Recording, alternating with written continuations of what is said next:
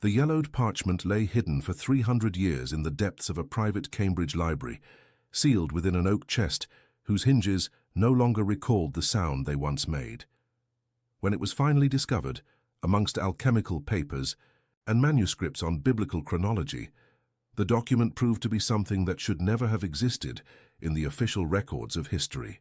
The words, written by Isaac Newton's own hand in the last months of his life in 1727, contained confessions that would challenge not only his reputation as a man of science, but humanity's entire understanding of the relationship between reason and spirit.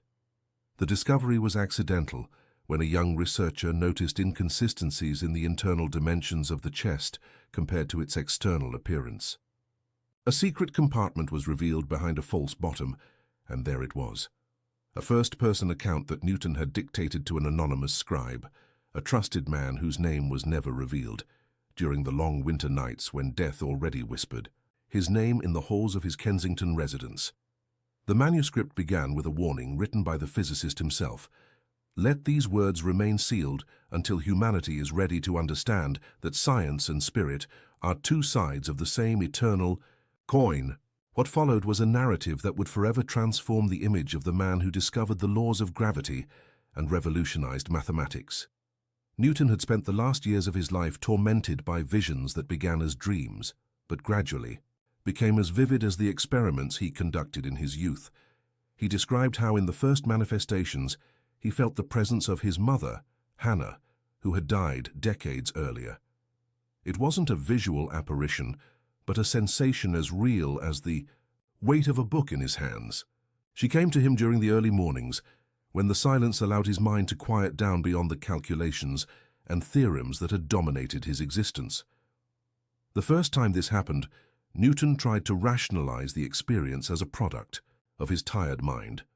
But the frequency and clarity of these manifestations grew until he could no longer ignore them. His mother didn't speak through words, but through a language that transcended the physical senses. She showed him images of a world that existed parallel to ours, where souls continued their journey after leaving the material body. The physicist described how these initial revelations forced him to re-examine his entire understanding of the nature of reality. For decades, he had sought the laws that governed the physical universe, but now he realized that there were equally precise laws governing the spiritual realm. The gravity that attracted celestial bodies was merely a manifestation of a much greater force that connected all consciousnesses across time and space. Newton reported that, as the months passed, other presences began to manifest. Galileo came to him on a full moon night, not to discuss astronomy, but to reveal the secrets of the continuity of consciousness after death. The Italian showed him how scientific discoveries were only fragments of a much larger truth, which included the understanding that the human soul was governed by principles as exact as planetary orbits. These experiences were not the hallucinations of a senile man, as Newton was keen to clarify in the manuscript. His mind remained as sharp as it had always been, capable of solving complex mathematical problems and conducting philosophical debates with the same precision as decades before. What was happening was different. It was as if a veil had been removed from his spiritual eyes, allowing him to perceive dimensions of reality that had always been present but invisible to common perception. The turning point came on a December night in 1726, when Newton experienced what he described as a temporary dissolution of the barrier between worlds. He was in his study, reviewing calculations on the precession of the equinoxes, when he felt his consciousness expand beyond the limits of his physical body. It wasn't a dream or a fantasy, but an experience as real as touching the surface of his work table. In this expanded state of consciousness, Newton could perceive the existence of multiple dimensions of reality superimposed on the physical world. He saw how souls transitioned between these planes, carrying with them the essence of their earthly experiences. More impressively, he understood that death was not an end, but a transformation as natural as the changing of seasons or the movement of planets in their orbits. During this transcendental experience, Newton encountered his father, who had died before his birth. The encounter did not take place through words or conventional images, but through direct communication between consciousnesses. His father showed him how souls are organized into spiritual families that transcend biological ties, coming together through affinities and shared purposes across multiple existences. It was then that Newton understood something that would forever change his perspective on life and death. The laws he had discovered to explain the movement of celestial bodies were reflections of much more fundamental laws that governed the movement of souls through the dimensions of reality. Just as planets followed precise orbits around the sun, consciousnesses followed precise trajectories through different planes of existence, attracted by spiritual forces operating according to perfect mathematical principles. The physicist described how this revelation filled him with a profound peace he had never experienced before. His whole life had been dedicated to unraveling the mysteries of the physical universe, but now he realized he had been studying only a small fraction of an infinitely vaster and more complex reality. The gravity that kept the planets in their orbits was the same force that attracted souls to their eternal destinies. In the weeks following this experience, Newton began receiving more frequent and detailed spiritual visitations. Copernicus appeared to him, revealing that celestial orbits were symbolic maps of the journeys souls undertake through different states of consciousness.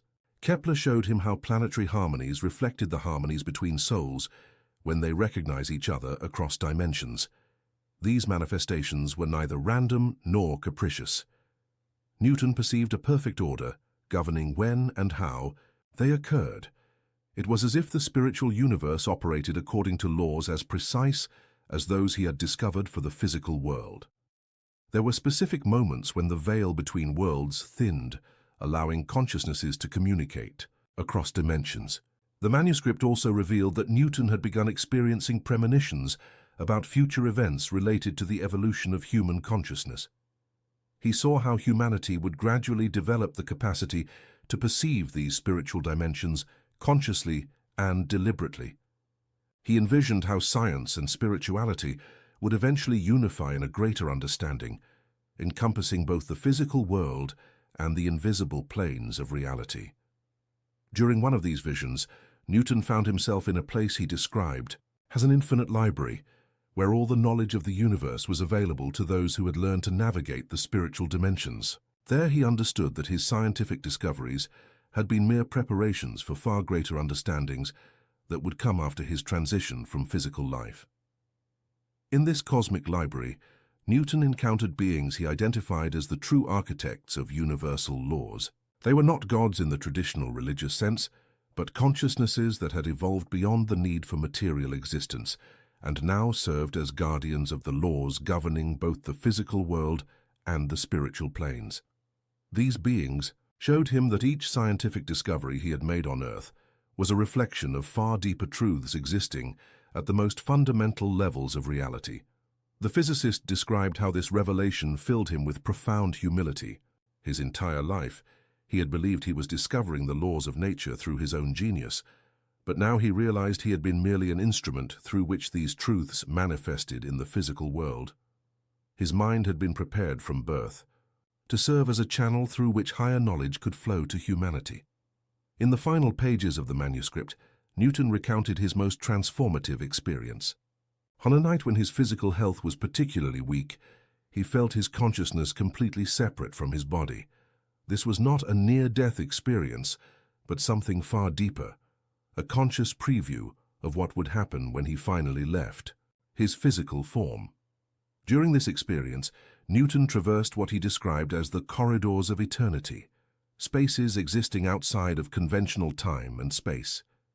In these corridors, he encountered all the souls that had ever made the transition from physical life, organized not by era or geographic location, but by levels of understanding and spiritual development. He saw how his own soul had prepared itself through multiple existences to fulfill the role he had played as Newton. Even more surprising, he understood that the soul that had inhabited Isaac Newton's body was the same one that had lived in other great scientists and philosophers throughout history. It wasn't reincarnation in the common sense, but a specific consciousness that periodically returned to advance the scientific and spiritual development of humanity. Pythagoras, Archimedes, and other great thinkers were all manifestations of the same spiritual essence, fulfilling its cosmic mission. During this journey through the corridors of eternity, Newton encountered what he identified as his eternal soulmate, a female consciousness that had shared his journey through multiple existences, sometimes as a companion, sometimes as a mother, sometimes as a spiritual collaborator. This soul showed him how true love transcends the limitations of physical form and creates connections that persist across all dimensions of reality. The physicist described how this encounter filled him with a profound understanding of the nature of love as a fundamental force of the universe. Just as gravity held celestial bodies in harmony, love held souls connected across time and space. It wasn't a superficial romantic feeling, but the most basic force governing the evolution of consciousness across dimensions. In this final revelation, Newton understood that his entire life had been a preparation for this moment of supreme understanding. His discoveries about gravity were reflections of his intuitive understanding of the forces governing souls. His studies of optics were preparations for perceiving the multiple dimensions of spiritual reality. His mathematical works were exercises to develop the mental precision needed to navigate the invisible planes of existence. The manuscript ended with a profound reflection on the purpose of human life. Newton had understood that each physical existence was an opportunity for the soul to develop specific aspects of its eternal nature. Life on Earth was not a punishment or a test, but a school where consciousnesses learned through direct experience how to apply universal laws in practical situations. He saw how his own life had been carefully orchestrated so that he could make the necessary discoveries, not only to advance human science, but to prepare humanity for future understandings of the spiritual nature of reality. Every equation he had formulated, every law he had discovered, was a bridge between the material world and the invisible planes of existence. In the manuscript's final words, Newton expressed his gratitude for being chosen to serve as a channel through which these truths could manifest. He did not fear physical death, for he now understood it would be merely a transition to higher levels of consciousness and service. His soul would continue its work on spiritual planes, assisting other consciousnesses in making the discoveries necessary for humanity's continued evolution. The document concluded with a prophecy about humanity's future. He had foreseen how, in centuries to come, science and spirituality would gradually unify into an integrated understanding of reality. Humans would develop the capacity to consciously perceive the multiple dimensions of existence, and death would cease to be seen as an end, instead being understood as a natural transformation in the process of consciousness evolution. He saw how his own scientific discoveries would serve as foundations for these future understandings. The gravity he had discovered would be recognized as a physical manifestation of far more fundamental spiritual forces. His laws of motion would be applied to understanding how souls move through dimensions. His works on light would be used to understand how consciousness manifests through different frequencies of existence. The manuscript also revealed that he had received specific instructions on how his discoveries should be preserved and transmitted to future generations. Not only his public scientific works, but also his alchemical studies and his investigations into biblical chronology were all part of a larger plan to prepare humanity for the reunification of science and spirituality. When the young researcher finished reading the manuscript, he understood that he was facing a document that could transform not only our understanding of him, but of the very nature of reality. The physicist's final words echoed in his mind as a promise and a challenge to future generations. Death is merely the moment when the soul finally remembers its true eternal nature, and life is the dream from which it awakens to infinite reality. The manuscript remained secret for 300 years, not by chance, but because humanity needed to evolve to the point of being able to comprehend its revelations without dismissing it all as the fantasy of a senile man. Now, as science began to recognize consciousness as a fundamental element of reality, his words took on a completely new meaning, offering a bridge between the scientific knowledge and spiritual wisdom he had discovered in the final months of his extraordinary earthly existence.